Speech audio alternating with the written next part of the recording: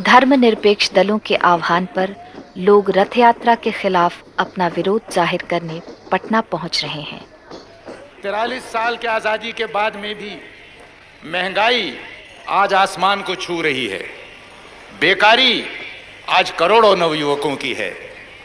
भूखमरी और गरीबी, आधे से अधिक लोग आज भी उस लक्ष्मण रेखा के नीचे हैं। यहां पर निरक्षरता, बीमारी चारों तरफ फैली हुई है।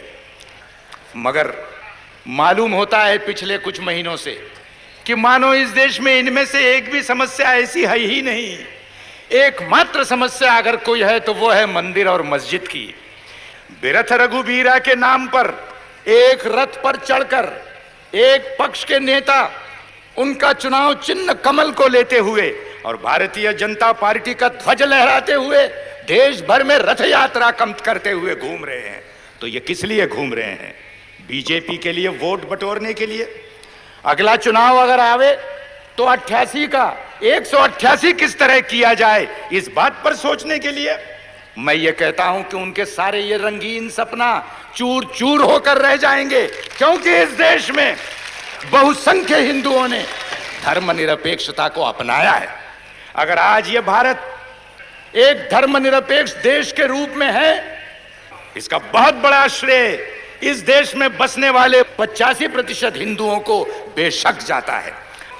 लेकिन न महात्मा गांधी, न जवाहरलाल नेहरू, न फांसी के तख्त पर लटकने वाले हमारे वो सैकड़ों तमाम जो शहीद हुए, उनमें से एक ने हिंदू राष्ट्र के लिए अपनी जान नहीं दी।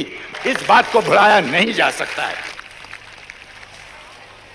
मगर ताज्जुब की बात है, हट है, मंदिर वहीं बनाएंगे और मस्जिद तोड़ करके ही बनाएंगे। इसमें राम की मर्यादा है। अयोध्या राम का जन्म स्थल है, माना। यह बात हिंदुओं का एक विश्वास, उनकी अस्मिता का सवाल है, इस बात को मैं मानता हूं। पर मैं ये कहता हूं कि मुझे कोई कह दे, अडवाणी जी या कोई और, कि अयोध्या का वो कौन सा चप्पा जमीन है कि जो राम की याद से पवित्र नहीं, ये मुझको वो कह दे। अयोध्या के कहीं भी जाकर के आप मंदिर बना लीजिए। हम में से हर किसी ने 1000 बार इस बात को मंजूर किया कि मंदिर आप बनाएं, बेशक अयोध्या में बनाएं, बेशक भव्य बनाएं, मगर यह हट न करे कि मस्जिद टूटने पर ही वो मंदिर बनेगा। ये हट न करे। हम में से कोई लाल झंडे मानने वाले हो या कोई और भी हो, हम सब धर्मों की श्रद्धा करते हैं। एक धर्म की अस्मिता और अहंकार के नाम पर दूसरे धर्म की अस्मिता और आस्था आप तोड़ नहीं सकते, इस बात को ध्यान में रखिए।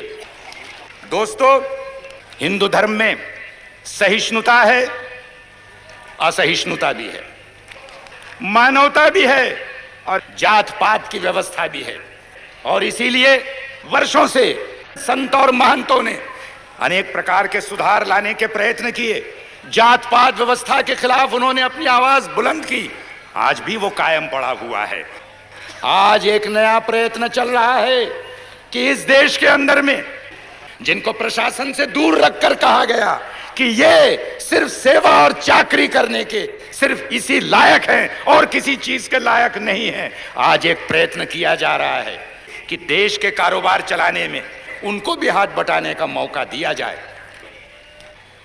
लेकिन वही ताकतें जो हिंदू धर्म के अंदर कठमुल्लापन कायम रखना चाहते हैं, झंडा लहराकर मस्जिदें गिराना चाहते हैं, वही लोग इस देश के अंदर में वर्णाश्रम और जात पात के नाम पर भी जो है तो आज कस्में खा रहे हैं और उसके प्रयत्न कर रहे हैं। इनके चेहरों को देख लो, इनको पहचान लो, इनकी मनोवृत्ति को समझ लो। और इसलिए मैं कहूंगा कि यहां पर ये सारी लड़ाइयां एक तरह से जुट गई हैं कि मस्जिद कायम रहेगी, मंदिर जरूर बनेगा। इतना ही कहते हुए मैं अपनी बात को समाप्त करता हूं।